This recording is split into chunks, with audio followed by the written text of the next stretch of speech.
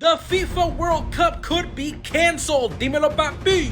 According to Max Official 10, a lot is happening in the US. In recent days, FIFA has faced massive cancellations of 2026 World Cup tickets by fans. And risky to visit. And that doesn't just hurt visitors, it hurts American workers. It hurts hotel staff, servers, drivers, stadium workers, small businesses. When people stop coming here, we pay the price. People are canceling their tickets, their FIFA ticket, because they are worried or scared of what is going on in the United States right now. And FIFA came out to make a statement saying that they are actually seeing an increase of ticket sales, and they're going to be putting out more tickets. They're not seeing a vast cancellation of tickets. They don't know where that is coming from. So FIFA came out with their own You see how FIFA responded to reports that allegedly nearly 20,000 FIFA World Cup 2026 tickets were canceled in response to the murder of Renee Good. All of this started with a tweet from a Lebanese diplomat, Mohammed Safa, writing, "I canceled my World Cup tickets. The ICE may decide I am a gang member, and I'll be locked in prison for a year with no charges. No hearing, no trial, no right to consult a lawyer, no phone."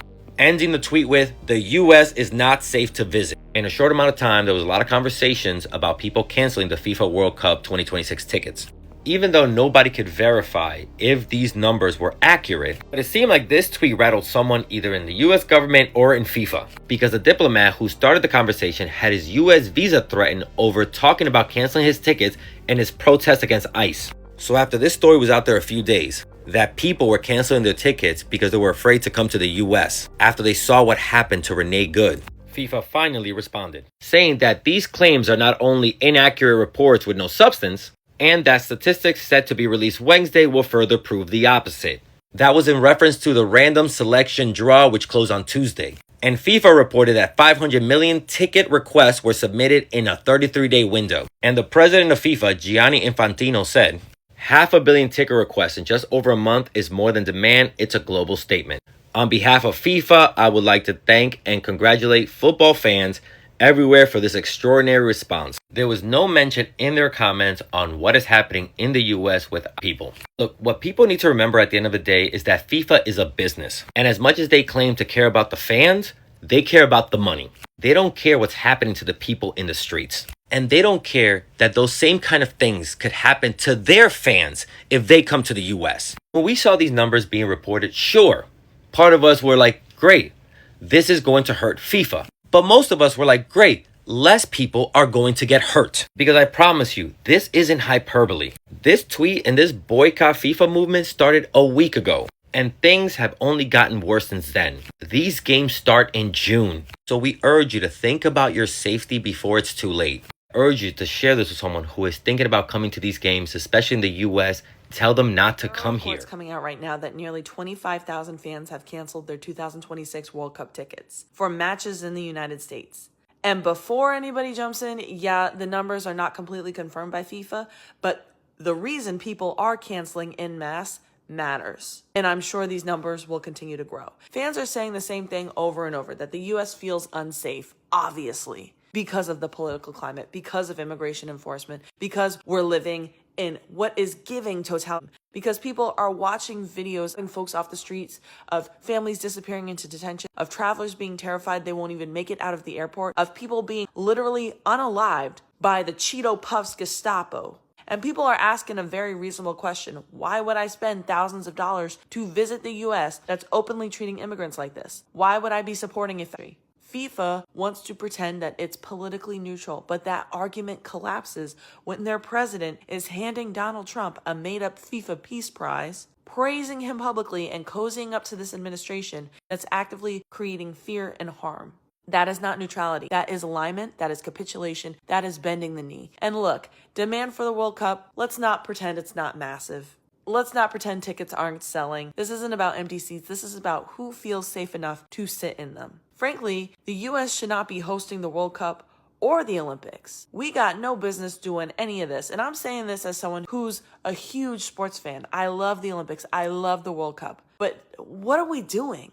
If international fans, players, and workers are scared to come here, that's clearly a sign of human rights issues. But you're really not paying attention if you needed this to be your sign. Sports do not exist in a vacuum, and although things are very much giving team right now, I'm glad people are boycotting with their wallets. We may potentially see a pulling back in response to this, but to be honest, I don't think so. I don't think that's going to happen from this administration. We all know that a big goal is to avoid the midterms at this point. So the president of FIFA is going to see in real time that bending the knee and being so spineless and quite frankly so bitch-made was extremely fruitless. Until next time, y'all. We talk about something that should be setting off alarm bells for every American for a second. People are already canceling their World Cup trips to the United States, not because of the games, not because of the prices, but because they're scared.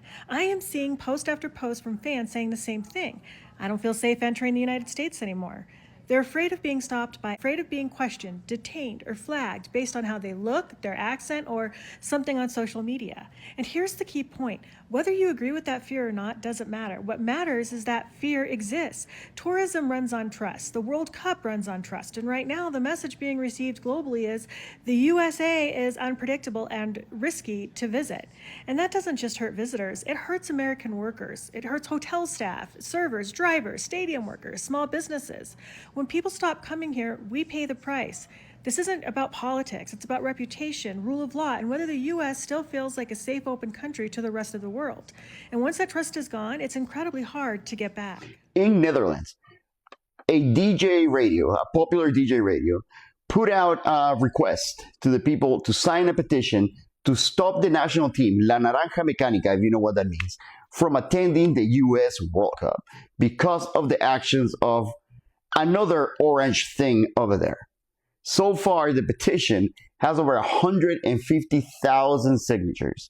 And if you don't know what this means, to get a person from Netherlands to tell their team to not attend a World Cup is fucking unprecedented. It's not even anything comparable to any sport in the US, because the beautiful sport is more than a sport. It's part of your culture. It's part of everything you do, you think, and you breathe. And even with that influence, the people of Netherlands are signing the petition right fucking now to stop their team from going to the US and play because of the actions of the rotten orange guy. That is a boycott against FIFA. And I'm going to have people jump, hey, it doesn't matter, because they don't know what I'm talking about. But to get La Naranja Mecánica to even consider, tease their fans, to even consider not going to the World Cup is beyond anything I could possibly imagine. They say they're okay with playing in Canada and Mexico. I wonder why. But not in the US. I'm Alex, this is my rant, and I'm out.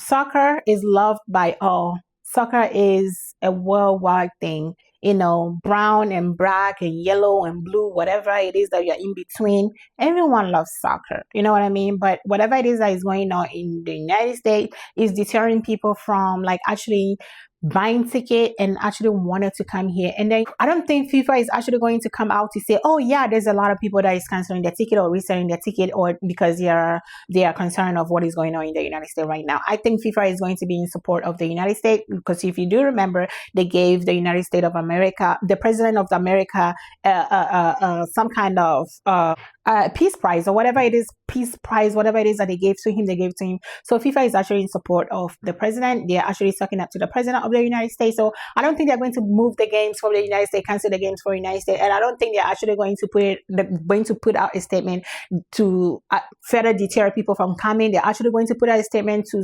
encourage people to come, because they're actually going to make it seem like it's safe for you to come. It's okay. You can come and spend your money here. And but if I were you thinking about coming to the to watch any kind of soccer game, I would say you should go to Canada or Mexico. Look into going to Canada or Mexico. Just be safe. If you do decide to come to the United States because one of your favorite team is playing here and you actually really want to support them, just be safe when you come here, and stay safe and be around your family. But let me know what you think about this story down in the comment section below. Thank you for watching, and I will see you all in my next video.